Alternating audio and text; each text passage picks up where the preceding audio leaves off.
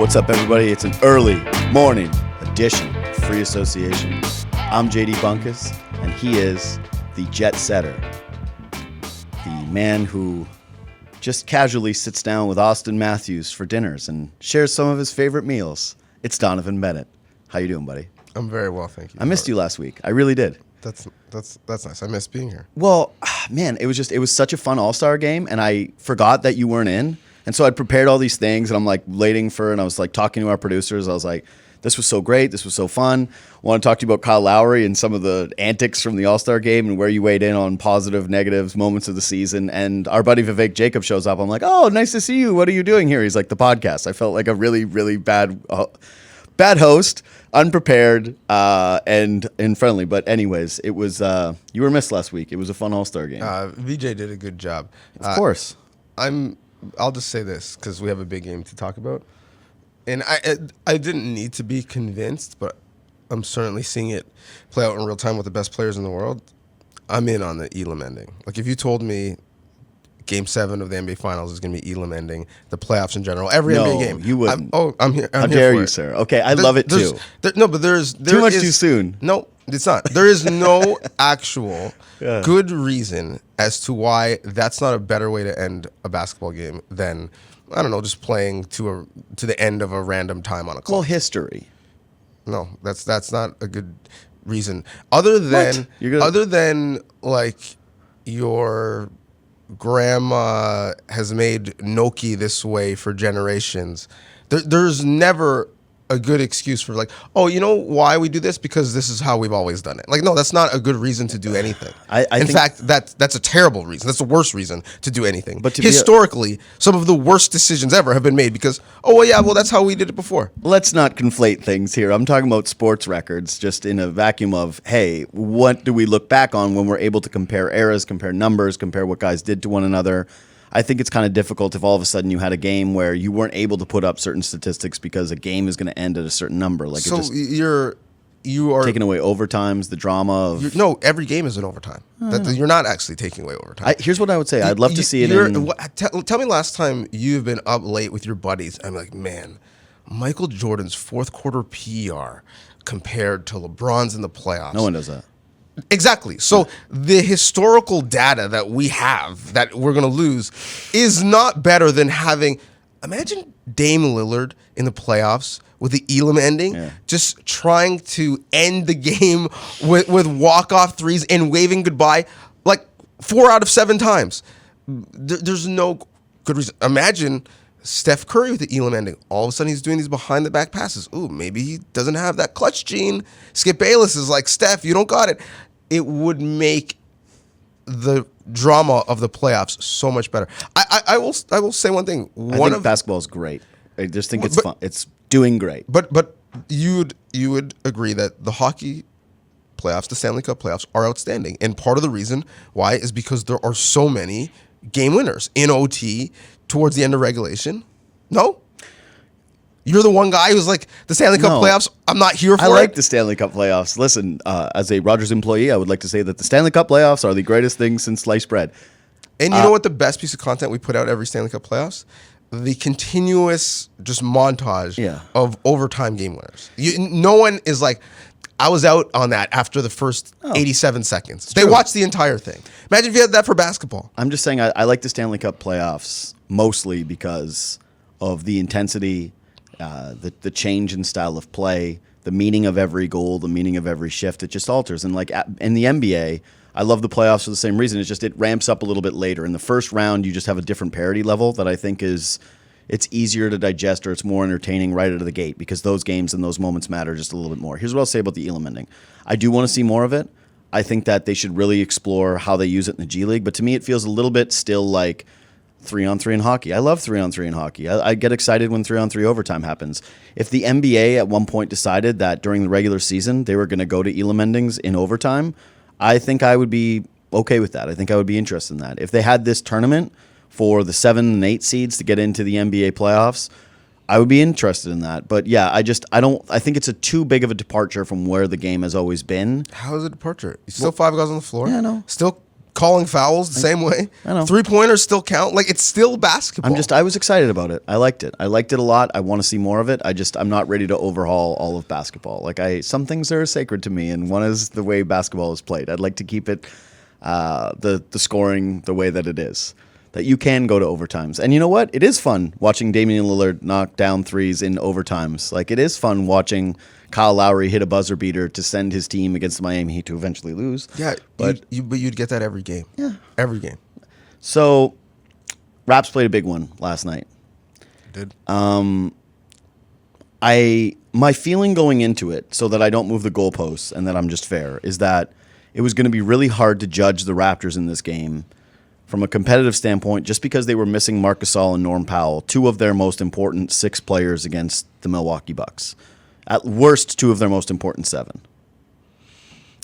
I mean, yes and no. I mean, we weren't crying for them, a couple nights prior on Sunday night when they set a franchise record. I know. In terms of win deficit and beat the brakes off the Indiana Pacers, another legit Eastern Conference playoff team. But the Pacers have been one of the worst teams from a net. They've been like a bottom 20 team from net rating over the last month and a half. They haven't been the same team. I know that they've had a good record, but their run recently has been a team that's been struggling for about a month. If you look at most of the Raptors' wins, they've been against some pretty bad teams over that winning streak. I would say that the Sixers win was their most legitimate one. After that, there's no win against a top 10 team in the NBA during the Raptors' winning streak outside of the win against Philadelphia. This was a big chance for them to face up against a team that is the measuring stick of the Eastern Conference right now, arguably the measuring stick of the NBA. And the reason why Gasol and Powell is a little bit more focused on it is just that Gasol is so important for the way that I think the Raptors need to defend Giannis. They did an incredible job without him, so that kind of shifted it. But more importantly, I think maybe Gasol's ability to create offensively and be a touch point, and same with Norm Powell as a guy who can break down defenses and knock down a shot for you. I think that they really missed those guys, despite some really good performances from Chris Boucher and Terrence Davis, the guys that were filling in for them. I'll start with this. I really wanted to see how Siakam would play. That was the number one thing for me. The last time that he played Milwaukee, he was 7-19. He had 5 rebounds, an assist, and a turnover, only 16 points. He was largely ineffective. He was kind of disappeared for large stretches the first game against Milwaukee. If you remember it, the Raptors really fell down in a huge hole early. Kyle Lowry kind of grabbed them by the bootstraps, pulled them back into the game, but they were always fighting from a very large deficit that they gave up in the first quarter.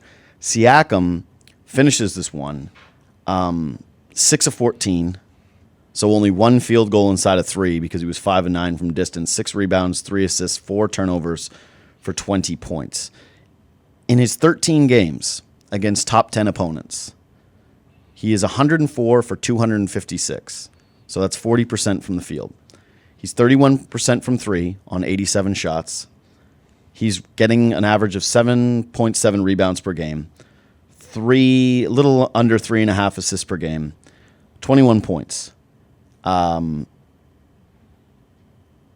Those numbers are not terrific. I know they sound okay because you're like, 21-7, like that's all right, but the efficiency at 40%. Do you know who's 22 and 45? Like who's a 22-point scorer shooting 45% this season? Who? Your boy, Andrew Wiggins. Okay.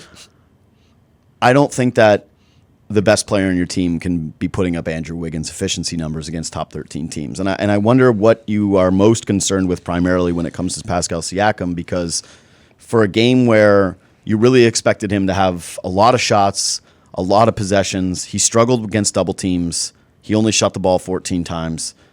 It was a bit of a slog for, the Raptors all-star power forward. I mean, so I have him at 22 points. I think you're shortchanging him. Maybe too. I did.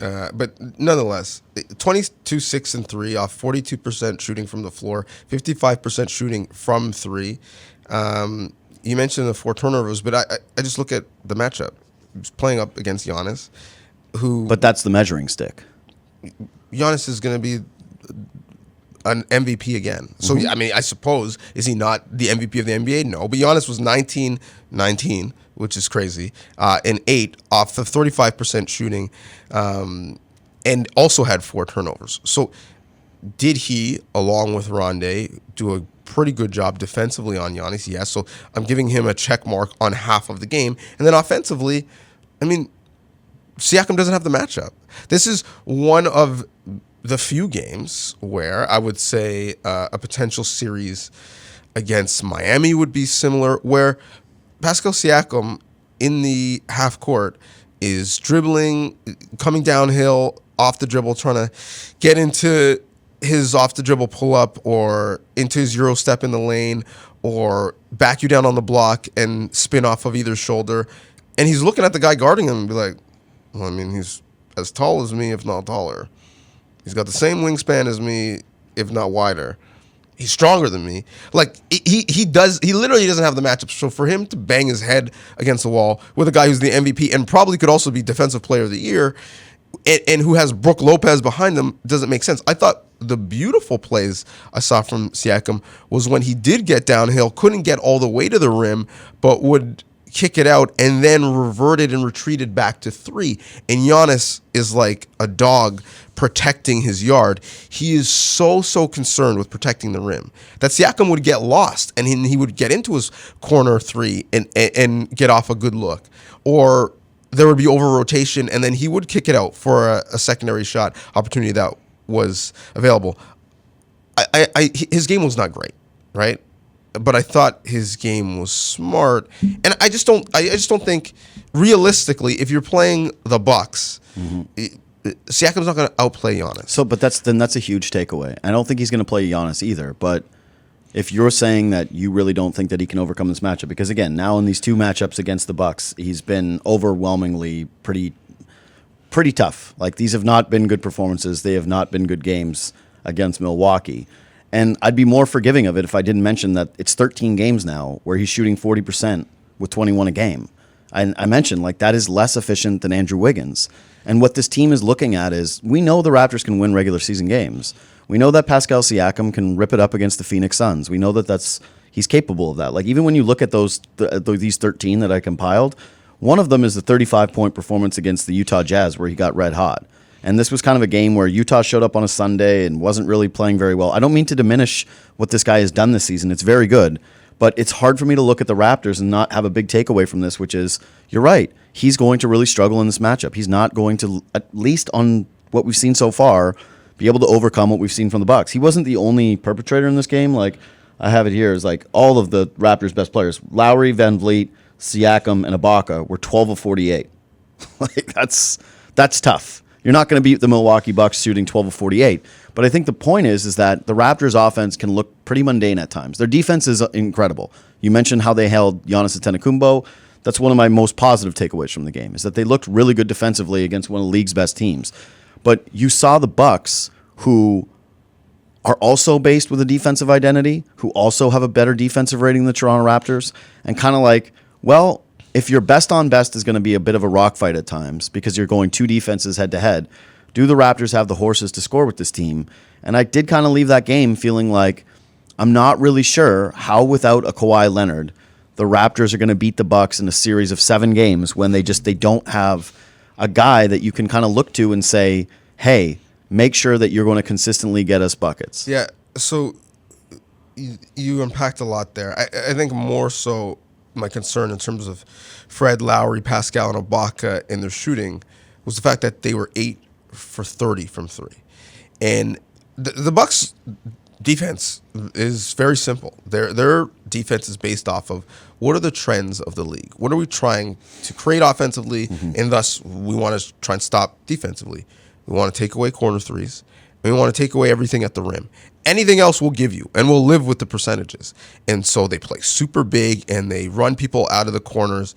And so if at the top of the circle or above the break threes, if Ibaka's not knocking them down, if Kyle and Fred feel a little bit rushed shooting them, that's a problem, because this is literally what that offense or what that defense, a historical defense, is going to give you. And if you're not hitting that, you're not hitting anything. And so the fact that those guys struggled from 3, and you mentioned Kawhi, because Kawhi was the ultimate antidote, because he's like, all right, well, I'll just kill you in the mid-range. I don't care.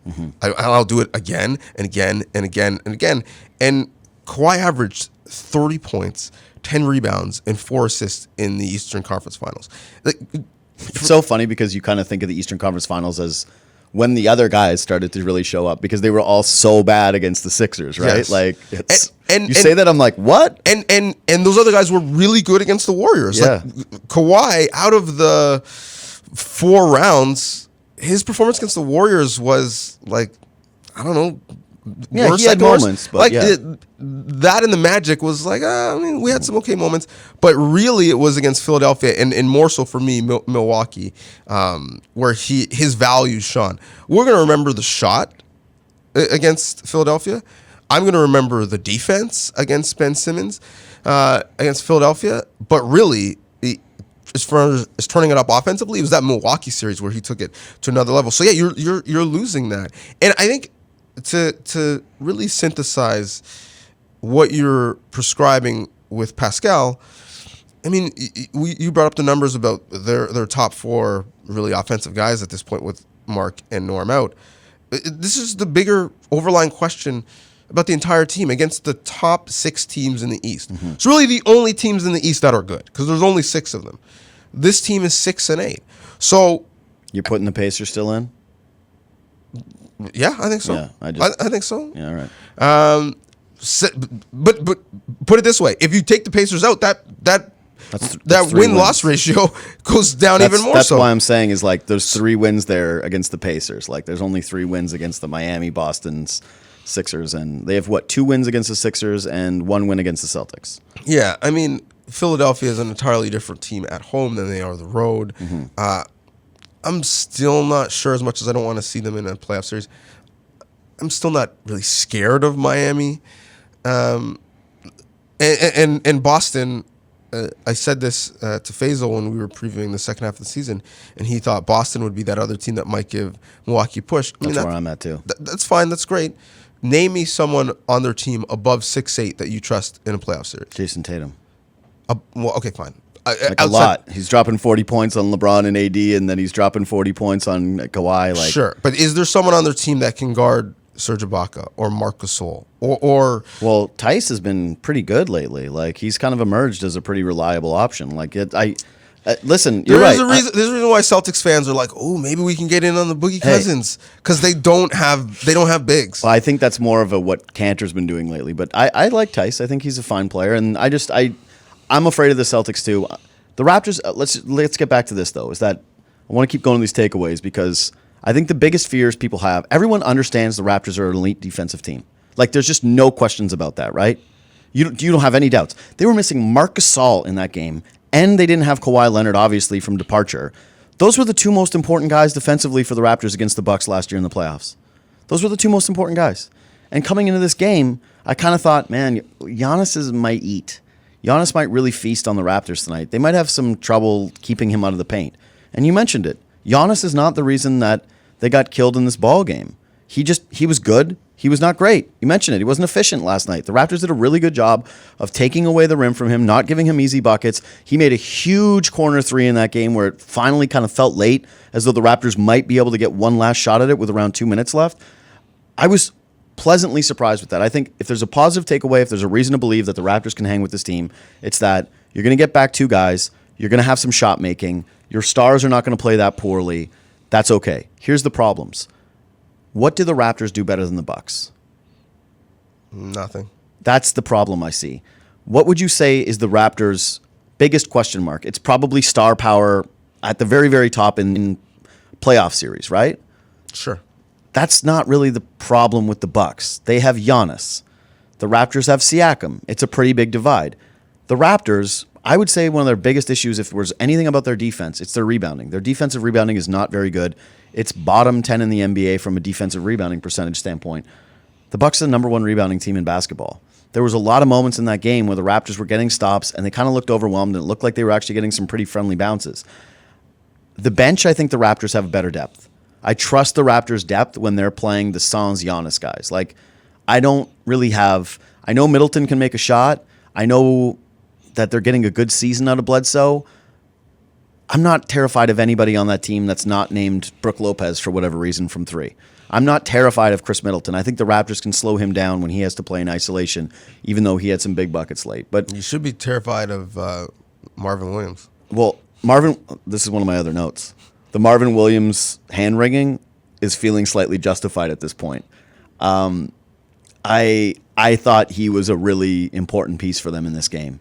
And if you remember last year during the playoffs, they brought in Nikolai Mirotic and they had Ersan Ilyasova. And they were kind of supposed to be their stretch bigs that could knock down a shot. And Mirotic was dreadful, right? Like, he killed them in that series. He was one of their worst players. I honestly don't know if Mirotic hit a shot. It felt like he never did against the Raptors. They've sort of replaced him with Marvin Williams, and that feels like a significant upgrade at this point. Yeah, I mean, he certainly played well tonight. I mean, this, to me, in terms of the Raptors, is relatively binary in terms of the conversations that we're going to continue to have. And I think this West Coast road trip, for me, given the travel, the toughest of the year. And I was there on Sunday night for the game. And I was talking to the Open Gym guys. It's the best show on television, bar none. And they were like, well, what are the questions? Outside of Tim and Sid and everything. It's the best show. They should win a screen award every year. Yeah. What are the questions for this team moving forward? And I have two things. And we saw it play out in the game last night. What's the offensive identity of this team? So, I mean, you got some high screen and roll with Kyle and with Fred, getting Pascal involved, getting your playmakers the ball. But I would say it's death by 1,000 cuts. Is that when it's at its best? It's that, like, everybody's contributing and you're getting stuff from Terrence Davis and you're getting. Is that an identity though? If you're stuck 4, do you know who the 5 offensive guys you want on the floor and how you're going to play? Because sometimes it's the old Nick Nurse offense of motion and we're moving the ball and everyone's getting touches. And sometimes it's, well, let's just abuse the matchup and run our high screen roll and let our playmakers make plays for other people and let them eat. And sometimes it's, well, man, we need to get stops. We need to run and we need to out hustle. And hustle man chap, Ronde is down there grinding, getting a second and third possessions. Like, and that works when you're beating the brakes off the Jazz and when you're beating the brakes off of the Pacers. But if you are in a 4 to 7 game series with the Heat or with the Bucks, with smart defensive coaching staffs who are going to take away your best 3 options in and out of timeout in every situation and make you go to your counter and your second counter. And sometimes there just isn't a good option and someone just has to hit a tough shot and great offense has to beat great defense. Can you do that time and time again? Mm-hmm. You could last year because you had a cheat code. His name was Kawhi Leonard. Mm-hmm. I don't know if that's the case right now. Yeah, and that's what I'm saying is that looking at this game, I don't want to be overly reactionary. It's just that the biggest concerns that you had going into the game were reinforced. And I'm a little bit, I don't really know what it says, but I think it's a little bit concerning that for a team that said that they were going to really funnel the ball through Pascal Siakam in late game situations because he was going to determine the ceiling of this team offensively, that he needed to be the identity. That they came out of the All-Star break, they played Phoenix, they played the Indiana Pacers, and Serge is incredible, right? He puts up these really efficient nights, he's scoring tons of points, he's carrying the Raptors to victories. They're going to him and saying, here, multiple possessions. That against Milwaukee Bucks, he only makes 1 field goal inside of the three-point line. That they don't go to him late. That his one shot is kind of, a corner 3 in what at that point was essentially garbage time. That he wasn't involved enough, and I don't know what to make of that other than it was a bad sign. And they're going to really need to see, the schedule is pretty tough down the stretch. They've got some other tests coming up, but that's going to be the number one thing to watch for the rest of the season to me is like what happens when they get healthy. But most importantly, is Siakam going to get those late game reps? And are we going to start to see some efficiency numbers pump up? Are we going to start to see some better play against the best teams in the league? The answer is yes, he's going to. And what to make of it is fall 8 times, get up 9. Like we're talking about Giannis being a 2-time MVP, and he's still figuring this stuff out. And we know this in Toronto because we've gone through them.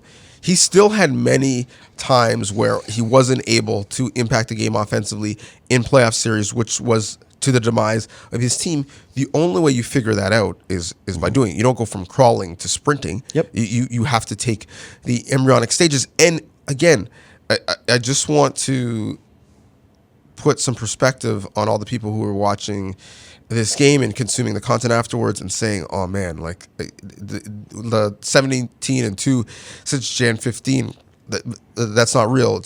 We're paper champions.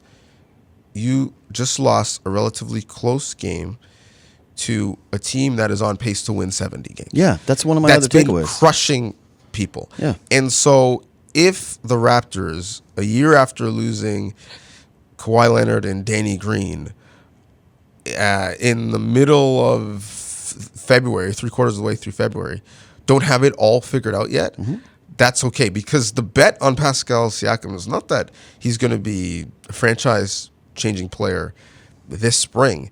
It's that for the next 2, 3, 4, 5 springs, he could be that guy. So, I mean, yeah, it isn't pretty at times right now, but realistically, it wasn't going to be. That's what this phase is. And Milwaukee, again, they're doing it without the benefit of having a banner in their building. Milwaukee is the best defensive team in the NBA. There are reasons to not freak out about Siakam's 2-game sample against them.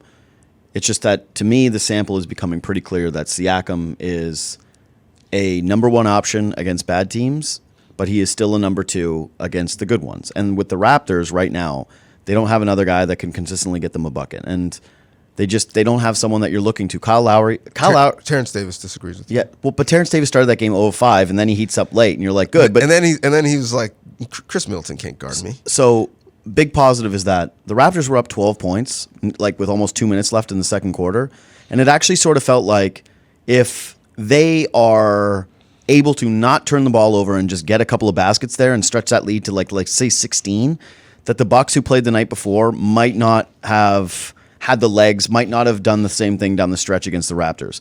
I'm just like, you were kind of a Serge Ibaka brain fart game, which we haven't really seen in a really long time. A Kyle Lowry, like honestly, a bit of a goofy game from Kyle Lowry. I thought the antics were a bit much in that game. He played the refs. He didn't play the Milwaukee Bucks. But that's so much of his own doing. Like they're freaking out. Like fans are freaking out about the free throw discrepancy and that fans target Kyle Lowry. It's like he's diving under a guy's legs and trying to stand up, and they call him for an offensive. It's like obviously that's a foul, and him and Nurse are melting down about it. And I think that those two guys, I'm sorry, they're both great leaders. They're both great winners. They need to show better composure sometimes in these moments. Like the Raptors, when they face bad officiating, I think that they can be very similar to what the 2015 Blue Jays used to be, where it was Bautista and Donaldson, and those two guys, just every time they were getting a bad call at the plate, it was a lot of eye rolling, a lot of jawing with the umpires, nonstop chatter. Nurse and Lowry, at times, to me anyways, can get to be a bit much. Well, I'll say this. As media members, it's the same thing. We need to just pump the brakes on the we're being hard done by. I can't believe these calls. What are we looking at? Like we're better than that. Dude, as you a played sports. You know that guys who jaw the officials, especially in basketball where it's just can be constant, that referees do take a little bit more pleasure in giving you a ticky-tack foul. Like that's just the Chris Paul, Mark Cuban effect. Yes, it's like obviously this is going to keep happening for you. Like it's not a coincidence to me that Kyle Lowry's 2 most recent games where he's gotten into foul trouble and he's been like really getting into it with the referees. I think he got a technical in both of those games, and he had some pretty ticky-tack fouls that were called against him, but then also some obvious ones that he just like really wouldn't give up on. It's like at some point, I know it's a hard thing to balance the passion and the don't poke the bear with the Kyle Lowry that kind of needs to just like relax with that stuff. But he and Nick Nurse are two guys that are like, the very heads of the team.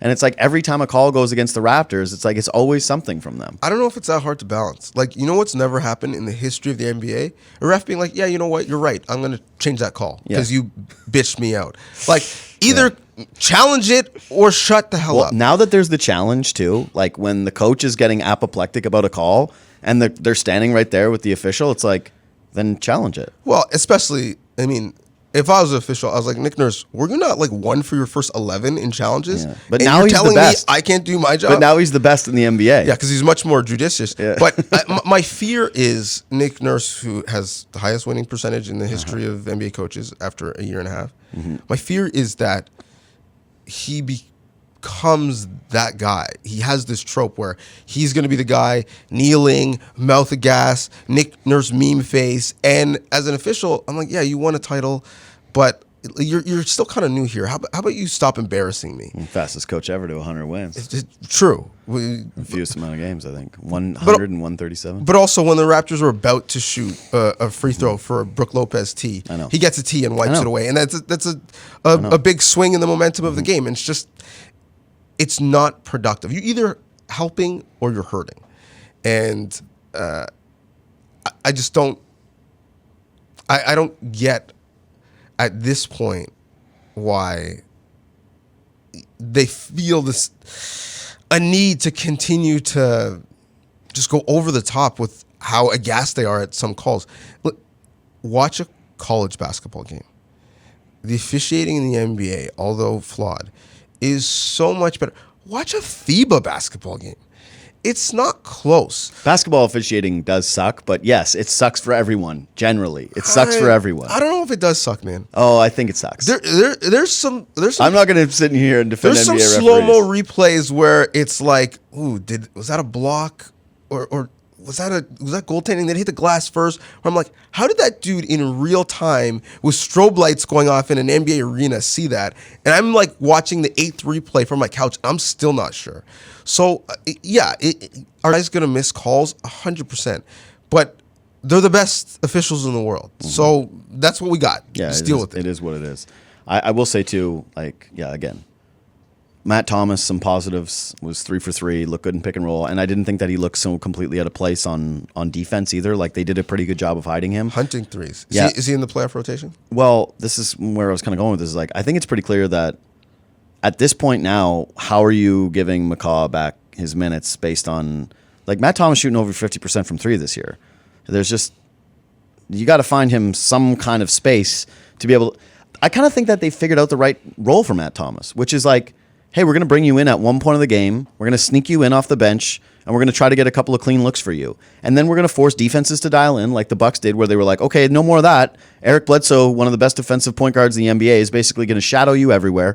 And we've seen this with Matt Thomas. That's his limitation, right? Is that like he doesn't have the size or the speed or the quickness to be able to separate himself from elite defenders. He really needs good screen actions to be able to get open. But when he even gets a sliver, he knocks it down. But using him as a secret weapon feels like very, very good to me. Chris Boucher was solid.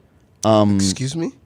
Chris Boucher. Solid? Yeah, he was really good. You better change your vocabulary. Here's my thing. The block on Giannis, the putback dunk, Yep. that was more than solid. Those were incredible moments. That building was jumping thanks to Chris Boucher. Those were incredible moments. He had I wrote them down here as big plays. He had a couple threes, which we haven't seen in a while. He's been really dreadful from 3 lately, and he knocked a couple. He drew a big charge. He had the big block. He had the big putback, but the rebounding still sucks. And he's got this like, he's like a guy who, if he was playing football, would be fumbling all the time. We'd be looking at him being like, that was an explosive play. He's like, the running back was an explosive play. And then the next snap he gets, he fumbles it. It's just like, I've never seen anybody who, on this team anyways, who has such a like difficulty just grabbing onto rebounds or just grabbing onto the ball. Don't you notice that a lot with him? Like that it's kind of like he's never sure with it. Dude, you're the guy who had chef's table, gourmet meal, but it's like, the wine wasn't vintage. What do you mean? Rebounds are important for my center, okay? Like he had 7 rebounds in 20 minutes. I know. Like, not even 19 minutes. Yes. What was the appropriate amount of rebounds? More rebounds, more boxing So if out. it was 8, he would be okay? No, yeah, more rebounds. He's just not good. I don't feel confident with him on the floor in that series against the Bucks. I think he played a perfect game. It diminished things. He played less than half of the game, and one guy on the team had more rebounds than him. That was Rondé. Yeah, and Rondé, literally all he does is rebound. I know. They that's what I was saying. They suck at rebounding. Okay, but he was the second best guy at it. I know, and that's he played bad. 19 minutes. That's bad that your center that is against doing that. against, as you claimed, the best rebounding team in basketball. Chris Boucher, I want to apologize to you. Oh, okay, I'm sorry. On behalf of all Raptors fans or people who can read a box score. Okay. You know what? I shouldn't have said anything about Chris. Amazing. Best, like, some people looking at that being like, is that new Dirk? I was like, maybe so. No, new Rodman. New Rodman. Yeah, it's just surge a brain fart game. We haven't seen one in a really long time. And Nurse said it afterwards. He played 21 straight great games. Yeah, so exactly. He's going to have one. I was going to say, like, this is such a non-factor for me. I'm like, yeah, Serge, like, you had 1 in 22 games. Sure, that's fine. But that's where I really felt they missed Gasol, is that it was kind of one of those games where when Ibaka's doing this, it's so great to have Gasol to just be able to step in and be like, okay, this is the guy who really doesn't ever make mental mistakes, or who doesn't, they're turning the ball over. They're kind of playing some sloppy offense. It would have been really nice to throw Gasol in this one. Early on, do you have any other notes on this game? I'm kind of over just like noting it. I'm just going to go into my next thing, unless you have something else that you want to talk about. No. Early on, it felt intense. It was a bit of a rock fight early. The teams are feeling each other out. The Raptors, I thought, pushed themselves against Milwaukee. Like they didn't do the thing where they didn't want to show anything with Giannis. They didn't want to put Jefferson on him because they were like, oh, we're saving it for the playoffs, a potential matchup. Like they threw everything at Antetokounmpo. They played a really good defensive game. They played hard. They played down to the wire. It was a solid performance. It felt intense early. It felt ugly at moments. It felt sloppy at moments with turnovers. But overall, I felt in that game, oh, this feels playoffy. They've played each other twice in the playoffs, once to determine who goes to a finals, once where Milwaukee thought they were going to have a big upset. That's kind of lost in history now because everything pre-Kawhi feels like so much less important now. Do you think the Bucks and Raptors have a rivalry? No. I don't either. They're good teams in the same conference. They've played twice in the playoffs in the last 5 years, and I still don't. I feel like if Kawhi would have come back, that it would really feel like a rivalry because it would still be like the two, you know what I mean, two best players or two of the three best players in the NBA going head to head in a matchup. But for some reason, I don't feel that juice. But I think that maybe Giannis feels it's that way. Especially if they play a third time in the playoffs, I think it's officially a rivalry. Like I think that's kind of unavoidable because it would be in an Eastern Conference Finals if the playoffs started today.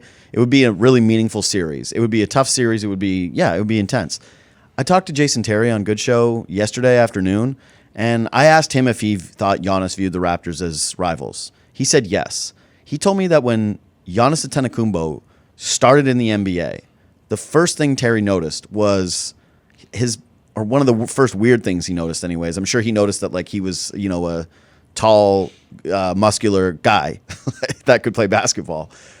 The first thing that he noticed weirdly was that the screensaver on Antetokounmpo's phone was the Larry O'Brien trophy. That's it, early. That this has been this guy's goal from the very beginning. And I've been kind of thinking about that over the last 24 hours, just how I wonder if the team that knocked Giannis out of the playoffs twice, who he might face a third time, is actually the team that if he ever hit free agency, he would consider going to. Like if he would ever do the if you can't beat him, join him. I mean, he said he doesn't think he would ever do it. I think there's a long list of reasons why Giannis would potentially play in Toronto. I don't necessarily think it's because they were the roadblock to him getting his screensaver. I mean, even the screensaver story, it's nice, it's cute. It's like a nice anecdote in a... It is. That's why I brought it up. Long-form article by Arden Zwelling. But, I mean... Why can't you write that? Because Arden's a better writer. When I was 16, the screensaver on my Nokia Razr was Tyra Banks. No, it wasn't. It was probably just like a little, like a mode, like I don't even know. It was like a robot. It was probably like a little picture of a robot. You didn't have anything on the background of your phone when you were 16. When you were 16, cell phones came like the huge gray brick where you like flipped it over and it was like, hello? And you had to have like the long antenna. I don't know if I had a cell phone when I was 16. I just think Giannis is going to make decision on a multitude of factors, but don't you think I don't think like as not being able to beat the Raptors? No, I'm saying that like that they would be kind of stacking up a resume as rivals, and that it would really feel weird for me to think that I listen to KG talk about Giannis and that he's a throwback, that he's old school, that all he wants to do is crush people, that he doesn't want to play teams easy, he wants it the hard way, that he seems to love his teammates. I just have a hard time believing that if the Raptors even push him in a series this year, if they meet in the Eastern Conference Finals, they don't win, but it goes to 7, it goes to 6, and it's like a slog like that one, defensive battle, massive. I just don't picture the guy that everyone says is this competitive hard ass who dreams about winning championships, leaving his city to go to the team that has knocked him out of the playoffs twice and potentially a third time. Well, those are two different things. One, he'd have to make the decision to leave. Yeah. That would be more to do with what's going on in Milwaukee. I'm not trying to play out everything here. I'm just playing out that one factor. Okay, so is that that guy that you described, is he going to one of the LA franchises? I don't know. Based off of that doesn't premise, maybe have a probably not. history. Is he going to the Warriors based off of that premise? Probably not. Is he going to work for If he goes James to the Warriors, Dolan by the way, I'm in never New York- watching basketball again. Okay, well, you mean Like, I'll never watch basketball again. I will shut it down. You will never see me in this studio. There's already athletic articles being written about the fact that I know you're writing them. You're secretly I don't work for ghostwriting them. Athletic. You're like, come to the that the picks that Your they boy. are trying to stack Yeah. up, and Wiggins' contract, would play nicely in a potential sign and trade for Giannis. Listen, I just think if he doesn't win, it's happened with KD, it happened with LeBron. Eventually, the pendulum swings from MVP contender, nice story, everyone wants to buy your shoe, to, like you can't get it done. And so you either have to decide if you can get it done where you're at, or you have to go somewhere else to erase that narrative. And if he decides to go elsewhere, there's gonna be detractors no matter the destination. But wherever he goes, they're gonna be a ready-made champion. I'm just saying, I don't regardless. think he's worried about what other people think. I think he's more, I'm just saying that I think for him as a competitor, losing to the Raptors twice and potentially 3 times, like, So he's gonna say, you know what, Masai? Yeah, I get no. it. You worked back channels so that me and my family could get a passport so I could enter the draft. But the fact that Norm Masai Powell regrets that, by the way, played if that's out true. of his mind a couple times in playoff series, I just can't get past it. Can't come to Toronto. You listen. The backroom meeting at Astoria on the Danforth was outstanding. Can't do it, Masai. I just can't do it because I'm old school. You honestly think that is something he's gonna say? yeah. Yeah. Not like the way that you said it, but I think that he's like, no, I'm not playing with that team. They beat me 3 times in the playoffs. He beat me So instead, I'm gonna go play in the Chase Center and lake up more billions of dollars. I think here's the thing. I think he's just going to stay in Milwaukee. I think that I think he's going to win a championship over the next 2 seasons. If it doesn't get done this year, I think he does it next year. I think he is going to do it this year. And I just think he stays. I think he's going to be either a Buck for life or a guy who asks for a trade at some point down the line if it's not working, but he doesn't resign. We got to run. Thanks for the boys for coming in here today, Tom and Mike. We got a feature. We do. Shout out Maria. Shout out Maria St. Obey. We're going to throw to this now. So Kyle Lowry is getting his uniform retired at Villanova, like, of course, obviously. And Maria collected a bunch of stories from former teammates and from, does it have Jay Wright? Former coaches? I can't remember who was totally on the list, but it's people that used to be at Villanova. Is Jay right there? Do you know? I don't know, but they're about to find out. Okay. Hey, listen to this thing. You're about to find out. Also, we're going to talk to Randy Foy long form on on Good Show today. If you want to listen to that, that's going to be at 11 o'clock Eastern or on the pod. Alvin Williams, Randy Foy, Alan Redding. Alan Ray. I was like, Alan Redding? Who the hell is that? Man, Alan Ray kind of lost to history. Like, good player. Anyways, thanks for listening. Please subscribe. Please share it wherever you share podcasts. Please subscribe. And thank you to the associates. As always, I'm JD Bunkus. He's Donnovan Bennett. We'll catch you next week.